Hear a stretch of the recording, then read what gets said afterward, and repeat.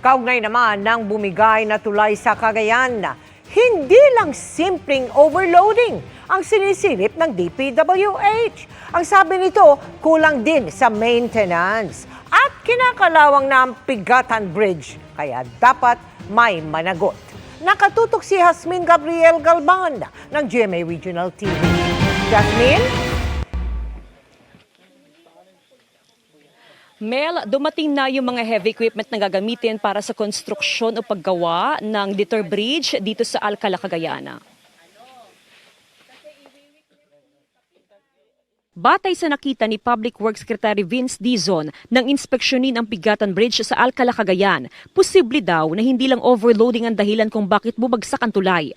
Kung makikita nyo, maraming mga dugtungan, medyo kalawang na.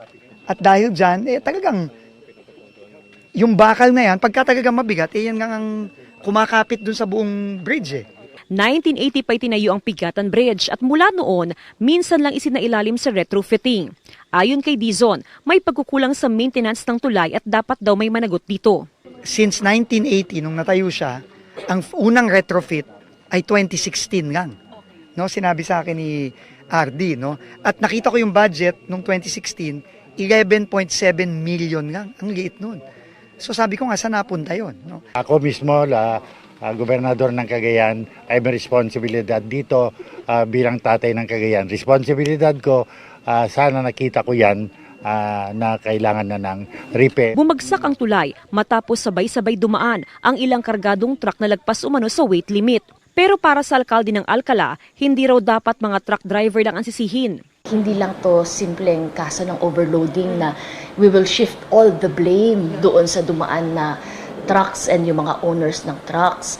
Considering na unang-una, itong bridge na ito, ang Pigatan ay nasa Maharlika National Highway, which is the main highway. Kung hindi dito sa bridge na ito at sa kasadaanan ng Maharlika National Highway, saan dadaan? Overloaded sila eh. 'Di ba? So titingnan natin lahat. No, lahat 'yan. Hindi kang isa ang may kasalanan dito, maraming may kasalanan dito. Pero again, uunahin natin yung solusyon. Ayon kay Dizon, sa ngayon, gagawa raw ng Detour Bridge sa tabi ng bumagsak na tulay. Di tulad sa Pigatan na hanggang 18 tons lang ang capacity, gagawin daw hanggang 40 tons ang itatayong Detour Bridge. Simula bukas ay sisimulan na ang konstruksyon ng detour dito sa Barangay Pigatan sa bayan ng Alcala. Ayon sa DPWH, posibleng tumagal daw ng halos 2 buwan bago matapos ang detour at pwede nang madaanan ng lahat ng uri ng mga sasakyan. Para maiwasang maulit ang nangyari sa Alcala, minomonitor ngayon ang 4 pang lumang tulay sa Cagayan. Magpapatupad ng traffic plan upang hindi sabay-sabay ang pagdaan ng mga mabibigat na sasakyan sa tulay. Plano rin ng DPWH na gumawa ng kaparehong Detour Bridge sa mga ito. Kinausap na rin ni Dizon ang sekretary ng DOTR sa posibilidad na isakay sa barge mula Port Irene ang mga produktong palay at mais na ibabiyahe sa Central Luzon.